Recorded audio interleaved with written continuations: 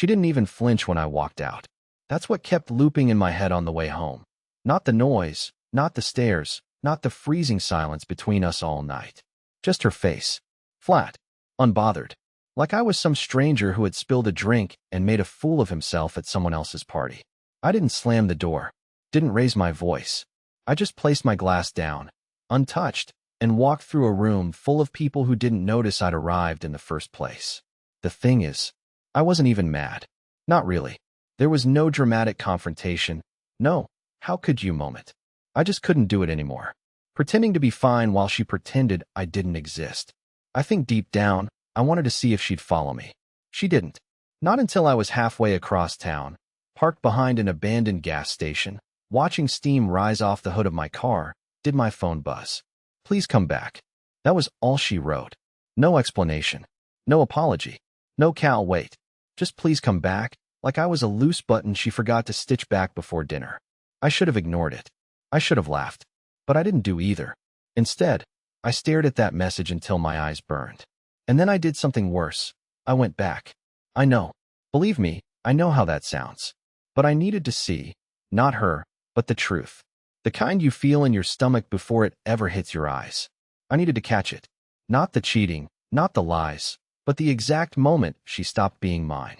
And I did. Oh, I did. When I stepped back into that house, nothing had changed. The music still pulsed through the marble floors. Laughter still bounced between glass walls. And there she was, same dress, same heels, same crowd. Only this time, she looked startled. Not guilty, not relieved, just startled, like I'd ruined her perfect photo. What happened next? It unraveled everything. But that one moment, that look on her face, was where the betrayal really started. And I hadn't even seen the worst of it yet. There's a specific kind of quiet that hits when you walk into a room you were never expected to return to. It's not silence, it's the absence of script. Nobody knows what to say, not even the liar who texted you. Especially her. Lorna's eyes met mine across the room. She was standing near the fireplace again, still gripping that same stemless wine glass, still surrounded by the same glossy people who knew how to hold a room, but couldn't remember your name 5 minutes after shaking your hand. And in that moment, when she saw me standing in the threshold, soaked from the rain, unsure whether I hated her or myself more, she blinked. Just once. Then she smiled. A small, professional smile, the kind someone gives an old teacher at the grocery store. That smile said everything. She wasn't sorry. She was adjusting, calculating how much she could recover, how much of me was left to spin. I didn't move. I stood there long enough that the people near her began to notice the shift. You could feel it, like a ripple under the floorboards, heads turning, murmurs rising. That's when Conrad, her boss, appeared from the hallway like he'd been summoned. He walked straight toward me, lips already forming something friendly but firm, a practiced combination of hospitality and dismissal. The man had mastered it. "Hey there, friend," he said with a grin that didn't touch his eyes. "Thought you left early." "I did," I replied, my voice steady. "Then I got invited back." His jaw twitched. Just barely. Then he turned his gaze over his shoulder toward Lorna, a flicker of something passing between them. She didn't budge, just sipped her wine like she hadn't set this all in motion. The guests kept their distance now. That fake elite laughter that had filled the house minutes earlier had died off, replaced by the kind of awkward hum that makes people suddenly remember they left something in the oven. I walked past Conrad, past the stairs, right up to Lorna. "I'm back," I said softly. "You wanted that." She nodded once, casually. "Can we talk upstairs?" I followed her without a word. Upstairs was quieter, not soundproof, but away from the parade. We stepped into a study that was probably meant for show more than function. Designer books, clean desk, a cold glass bowl of untouched fruit. She closed the door behind us, but didn't sit. Neither did I. "I didn't expect you to actually come back," she admitted, brushing her hair behind her ear. "I figured." She walked over to the window, looked out into the night like the answer was written in the rain. I panicked. "You walking out, it looked bad." It looked bad. That's what this was about. Not feelings. Not the wedge that had been building for over a year. Not the way she let me drift beside her like a ghost in public. No. She was embarrassed. "Tell me something," I said. "That guy by the fireplace, the one with the cheap cologne and $1,000 blazer, who is he to you?" She turned, and for the first time, I saw something like fear flicker across her face. It didn't last. He's a friend. Try again. A colleague. Third time.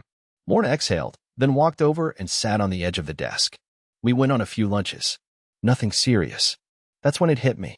She wasn't even trying to lie convincingly. Not because she couldn't, she was good at it, but because she thought I'd already accepted the truth. She believed the pain had already settled and all that was left now was formality. But I wasn't finished yet. I was just starting to understand the depth of what I didn't know. I nodded slowly. Lunches. With a man who touched your back like he's done it a dozen times. She didn't flinch. There it was again. That unbearable, infuriating calm. You texted me to come back because you didn't want to deal with the questions, didn't you? She stood, finally. I texted you because I needed you to trust me. Then you should have acted like I existed. We stood in silence. Nothing else to say. Not tonight, anyway. But I wasn't leaving again. Not yet. Because the next day, I was going to speak to someone who had been at that party too. Someone who saw Lorna when she thought no one was looking. And that's when everything really unraveled. I didn't sleep that night. I lay in bed next to her, not touching, not speaking, just watching the ceiling flicker from the headlights rolling past our bedroom window. Every now and then, I turned to look at her face in the dark. She slept easy, breathing soft, not a hint of guilt tightening her jaw or disturbing her rest. As if nothing had happened. As if I hadn't stood like a ghost in a house full of strangers while she played a part in someone else's story. But I wasn't done playing dumb. Around 6 in the morning, I slipped out of bed, dressed quietly, and drove to the coffee shop across town where I'd recognized one other person at the party, an old acquaintance named Rowan. Not a friend exactly, but we crossed paths a few times in Raleigh's freelance circuit. He did back-end software design for startups and had this reputation for being blunt to a fault. I knew he was at the party because I'd caught his eye when Lorna laughed a little too loud beside that blazer guy. He didn't smile. He looked away fast. That stuck with me.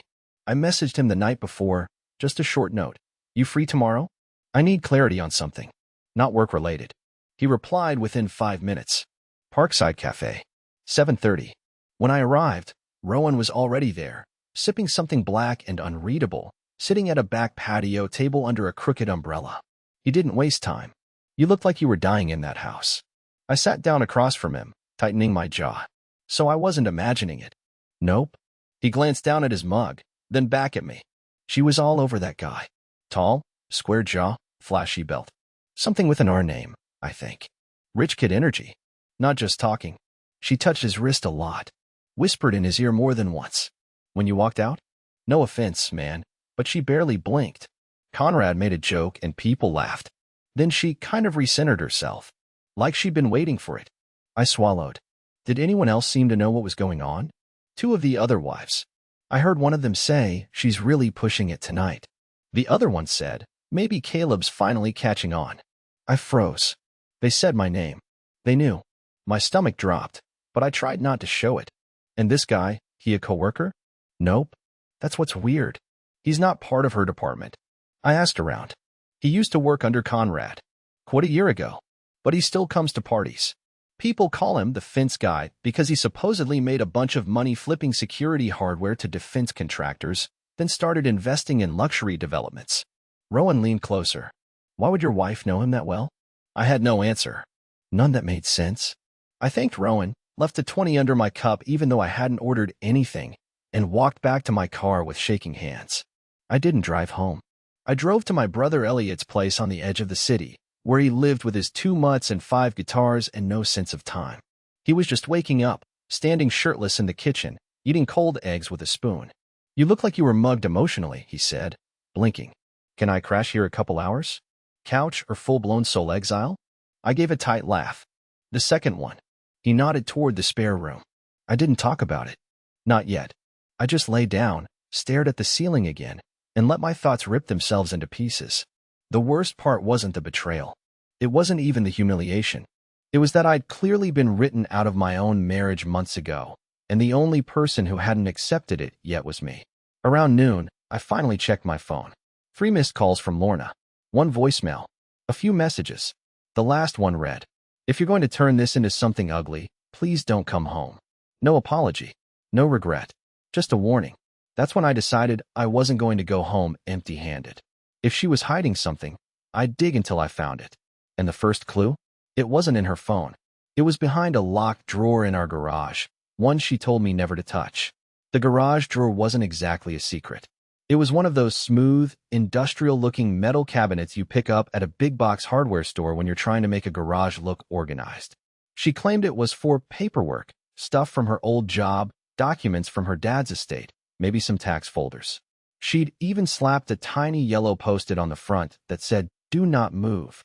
That's what I remembered, standing there with the cold morning air leaking in from under the door, holding the spare key I'd quietly taken from her keyring years ago when I still trusted her with everything. I clicked it open. At first, it really was just paper. Folders labeled with generic names, receipts, old benefits forms, HR paperwork. But behind the last row, tucked into the back of the drawer like it had been slid in during a moment of panic, was a small padded envelope. It was taped closed, not sealed with glue, but layered with electrical tape as if someone didn't want it falling open by accident. I pulled it out, peeled it apart carefully, and dumped the contents onto the workbench. Two things fell out. First, a SIM card taped inside a business card that read Ridge Security Consulting, discretion first, in clean, embossed letters. There was no phone number, no address, just the name of a man I didn't recognize, J. Thorne. Second, a Polaroid photo. Not digital, not printed. An old-school, instant photo, the kind people don't use anymore unless they don't want things traceable. In the photo, Lorna was sitting outside at what looked like a resort. Beach chairs in the background. Palm trees. A drink in her hand. And next to her, the fence guy. Same smug grin. Same watch. Only now he was shirtless, and Lorna's hand was on his thigh. I don't remember how long I stood there staring at it. 10 seconds. Maybe 20. My ears went hot. My fingers shook. But not from rage, from the realization that this wasn't some office flirtation. This wasn't harmless laughing over cocktails. This was a second life. A vacation. I hadn't even known she'd been out of state recently. She'd claimed she was in Atlanta for a 3-day leadership workshop. I'd even driven her to the airport. She hadn't packed beachwear. She'd worn black heels and a navy blazer and kissed me goodbye like I was background noise. I placed everything back in the envelope, resealed it as best I could, slid it into my bag, and left the garage. I didn't call her. I didn't text. I just drove, not home, not to Elliot's, but to my old friend Myra's place. She used to work in data forensics for an insurance firm and now freelanced, doing private IT work for lawyers and small business owners. She also owed me a favor I never expected to cash in. Myra opened the door in leggings and a headset. "Caleb, you look like a man who just uncovered something he was never meant to find." I handed her the SIM. "Can you pull anything off this?" She nodded. "Give me an hour." While she worked, I walked the perimeter of her small backyard like a ghost. Everything was spinning. I was connecting dots I hadn't even seen before. Her sudden mood shifts. The uptick in work trips. The vague explanations about hotel charges. Even her new obsession with encrypted messaging apps, which she claimed were for work.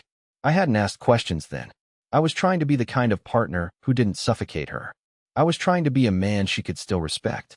Myra came back with her laptop an hour later. Whoever used this SIM was smart. Minimal data. Everything routed through proxy texts. But she turned the screen toward me. "I got this." There on the screen were 6 outbound messages and 1 inbound. All from the same week she was supposedly in Atlanta. The messages were short, direct. Outbound. "He's not suspicious. I'll leave the car in long term. Use pickup lot. Book under LJ. We'll wear red scarf." You know what that means. Inbound. "It's going to be even better than last time. I want all of you this time. No more hiding." Myra raised an eyebrow. "You want me to keep digging?" I stared at the last line, trying not to react. "No," I said quietly. "This is enough." Because now I knew. Not just that Lorna had been unfaithful. Not just that she'd lied. But that she wanted this second life, planned it, nurtured it, and wrapped herself in it like it was more real than the life we had together. And I hadn't even confronted her yet. But I would. Just not with yelling. With something far worse. I didn't go home that night. Instead, I returned to Elliot's place, where the dogs barked like they'd sensed I was made of broken glass. I told him everything. The party, the text, the drawer, the SIM card, the photo. His expression never changed, just a slow exhale at the end, like he'd been holding it the entire time. "Caleb," he said after a long pause, "you don't need revenge. You need clarity. You've been orbiting her life for years like she was the star. Now you finally see the gravity's fake. I nodded, but I wasn't looking for revenge. Not really. I was looking for a way to make her admit what she was, without her spinning it, without her burying the truth in strategy. So I made a plan. 2 days later, I came home, but not like a husband returning. I came in through the side garage while she was out, and I did something I never thought I would. I staged the house. Quietly. Precisely. I removed all my things from the bedroom, not carelessly, not dramatically. I made the bed, smoothed it, left her side untouched and perfect. In the bathroom, I took my razor, my cologne, the old sweatshirt I always wore after showers. Gone. I emptied my home office next. Flash drives, sketchbooks, even the chair I used for late-night work. I erased myself from our life like someone redacting a chapter. And then, in the middle of the living room table, I left the envelope. No note, no instructions. Just the photo, the SIM card, and a thumb drive with the messages from Myra's recovery. I left the lights on. I left the garage unlocked. Then I waited, not inside, but across the street in Elliot's second car, tinted windows up, parked behind an overgrown hedge under cover of dusk. When she pulled in, I watched her walk inside like it was just another Thursday. Keys in one hand, grocery bag in the other. No idea her world had been rewired. It took 13 minutes before she reemerged. And when she did, her face was bloodless. She stood in the driveway with her phone pressed to her ear. She called me 3 times. I didn't answer. On the 4th try, I picked up. I said nothing. Her voice cracked. What is this? Still, I didn't speak. Caleb, what did you do? I finally responded. I didn't cheat. That's what I did. Silence. Then, we need to talk. I'm done talking. She exhaled. Sharp. Controlled. You don't understand the full picture. I almost laughed. Then explained the red scarf. Or was that just team spirit? I'm coming to you. No, I said. I'm not where you think I am. Then where are you staying? You already shared a bed with someone who knew how to find you. Let's see if you can do the same. Then I hung up. I didn't feel triumphant. I didn't feel like I'd won anything. What I felt was worse, the stillness of knowing that everything I believed about her, about us, had died quietly, and she hadn't even noticed it happening until the lights were turned back on. That night, I didn't dream. I didn't cry. I just stared at the ceiling of Elliot's guest room until morning came and the world kept turning like nothing had split open. And that's when I got the message. Not from her. From him. It came in just after 7 a.m., while I was still lying on Elliot's couch pretending sleep might come if I stayed still enough. The notification slid across my lock screen, almost unnoticeable, a message from a number I didn't recognize. No contact photo. No name. But the text itself? I think you and I should talk. This wasn't how it was supposed to play out. No signature. Just that. I stared at it for at least 5 minutes before opening the thread. There were no previous messages. This was the first contact. I replied with one word. Who? He didn't answer for 12 minutes. Then, let's not play stupid. My name's Reese. We've already met. You just didn't know who I was at the time. Reese. The man at the fireplace. The man whose hand she rested on like it had always belonged there. My chest tightened. Not out of fear. Not out of jealousy. It was something colder. A kind of realization that this wasn't just infidelity. This wasn't a one-night lapse or a blurred line. This was a story he believed he had a role in, one important enough to send a message at dawn. I didn't respond immediately. I got up, walked to the kitchen, made a mug of instant coffee Elliot kept for guests and let it go cold in my hand while I scrolled through the thread. He messaged again. I didn't know she was lying about you. She told me things. Said you were separated. I finally replied. That's convenient. You believed her. His answer came quick. No. I wanted to. There's a difference. There it was honesty, maybe. Or manipulation. I couldn't tell yet. But I didn't block him. Instead, I typed. What do you want from me? Reese's reply took longer this time. She's spiraling. After your little reveal, she called me 6 times. I didn't answer. I'm not proud of what I did.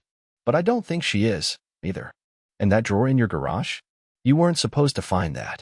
She only kept it because she's a control freak. Otherwise, she'd have burned it. I sat down. He continued. If you want to know the full story, how it started, what she told me, why I finally walked away, I'll tell you. I owe you that much. But not through text. If you want the truth, meet me face to face. Neutral place. Your terms. I didn't reply right away. I paced, drank half the cold coffee. Elliot came out of the bedroom at one point and saw the look on my face. Something new? He asked. Yeah, I muttered. The other man wants to meet. Elliot didn't flinch. You gonna punch him? No. I want something better. He nodded. Then go get it. I agreed to the meeting an hour later. Told Reese to meet me at a public park near the lakeside overlook, open air, visible, no chances for drama. He said he'd be there by 10. I didn't tell Lorna. I didn't want her anywhere near this. I arrived early, sat on a bench near the path, and waited. 10 minutes passed. Then 15. And finally, I saw him. Reese was tall, confident, a little older than I thought. Dressed like a man used to impressing people without trying too hard. But his face? It wasn't cocky. It wasn't cruel. It was tight, pale, like he hadn't slept either. He sat beside me without speaking at first. We watched a jogger pass. Then he said, "She told me you were violent." I didn't move. And yet here you are. He gave a weak smile. I figured if she lied about everything else, she probably lied about that too. I said nothing. I met her at one of Conrad's investor meetups, he continued. She said she was stuck in a loveless marriage. Said her husband resented her career. That he was cold, disconnected. That you hadn't slept in the same bed for months. We hadn't, I said, and saw him twitch in surprise. But not for the reasons she gave, I added. He looked at me sideways. So you knew things were dying. I knew something was off. I just didn't realize how far off. Reese nodded slowly. She was magnetic. Addictive, even. But there was always something missing. Something in her stories that didn't add up. Like what? Like how she always called you the roommate. Never by name. Always vague. And she was paranoid, checking reflections in windows, asking me not to tag her in anything, even once making me delete a photo just because a man in the background looked familiar. I clenched my jaw. She kept things buried, he went on. I didn't see it at first, but she wasn't escaping anything. She was building a lie so perfectly detailed that she forgot to make it believable. He turned to me. And now she's unraveling. I nodded once. Let her. He paused. So what are you going to do? I haven't decided, I said quietly. But I think it'll be slow. And legal. He stood up. If you need anything, closure, evidence, timeline, I have it. I backed everything up when she started feeling off. I've seen what happens when women like her flip the script. I didn't want to be next. I looked up at him. You already were. He nodded, shame flickering through his face. Then he turned and walked off without saying goodbye. And I knew what came next. Because this wasn't about confronting her anymore. It was about removing her from my life, from my accounts, from every part of me she'd hollowed out while smiling at our neighbors. And when I served the papers, I'd do it with nothing but silence. Because silence, I've learned, is the loudest truth she can't spin. She didn't see it coming. Not when I changed the locks. Not when I quietly removed myself from all joint bank accounts. Not even when the silence stretched from hours into full days, and I left her messages on read, letting each blue checkmark speak louder than anything I could ever say. Lorna thrived in chaos, but only when she created it. She liked the upper hand, the ability to spin, to redirect blame, to act 2 steps ahead. What she couldn't handle was stillness. Not mine. And that's when her unraveling truly began. It started small. The text shifted from passive to frantic. I need to explain everything. Please don't make a permanent decision based on one photo. You're being cruel now. That's not who you are. I told you I was lost. I needed space. It was a mistake, but it wasn't a plan. You were always supposed to be the end game. That word, end game, hit me harder than I expected. Not because it made me doubt her, but because it proved how transactional I'd become in her mind. A backup plan. The safe option.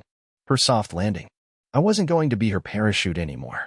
By Friday, I had moved my belongings into a temporary rental, a furnished unit downtown that smelled like lemon cleaner and fresh paint, the kind of place you don't stay long enough to get attached to.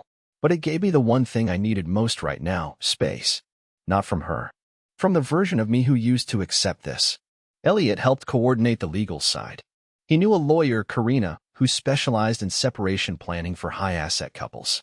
Not because we were rich, but because Lorna had earned more than me the last few years, and I didn't want her rewriting that narrative with a sob story the moment things went public. Karina was efficient, razor-smart, and completely unemotional. We'll file on the grounds of irreconcilable differences, she said.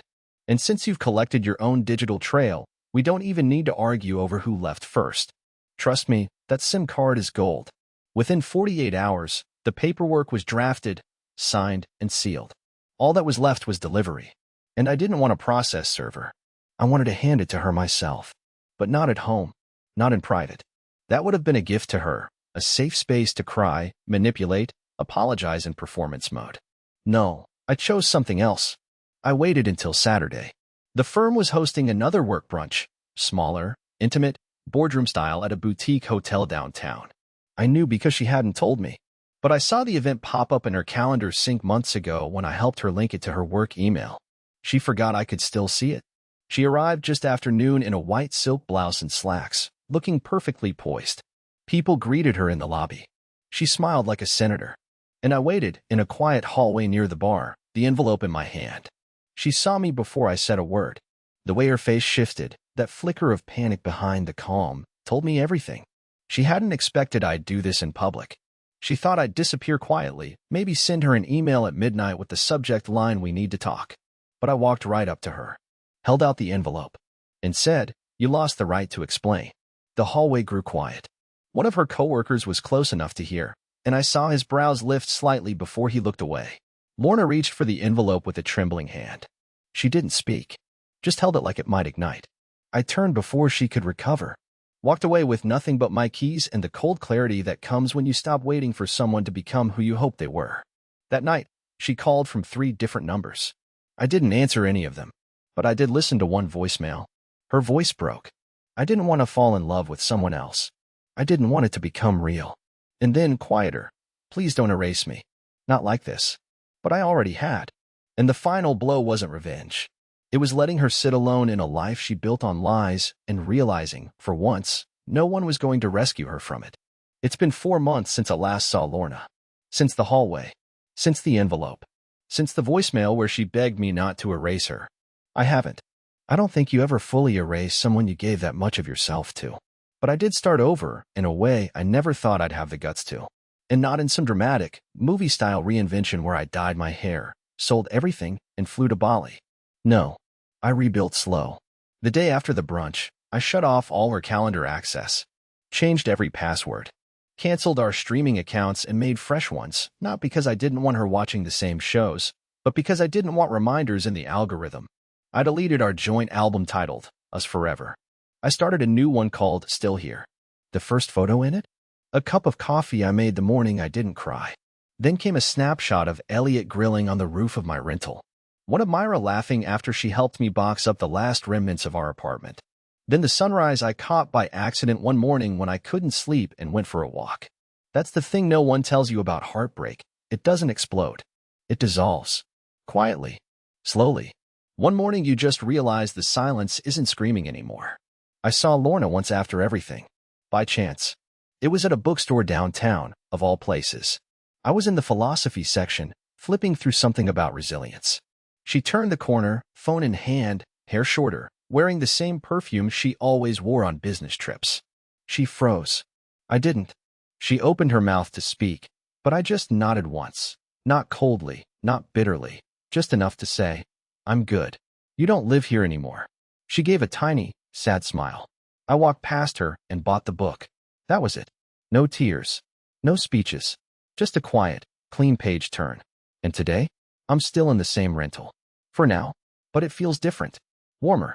There are plants on the windowsill I haven't managed to kill. I started painting again, something I hadn't touched since college. And just last week, I met someone. Her name's Mara. She works at a secondhand record shop, and the first thing she said to me was, "You look like you used to love something. Want to tell me what it was?" We're not rushing anything. But we talk. And she listens. And she laughs in a way that makes it feel like the world didn't end. It just reshaped. So no, I didn't get revenge. I didn't break anything. I didn't scream, or post her photo online, or try to ruin her life. I just got mine back. And that, I think, is the kind of ending even betrayal can't touch.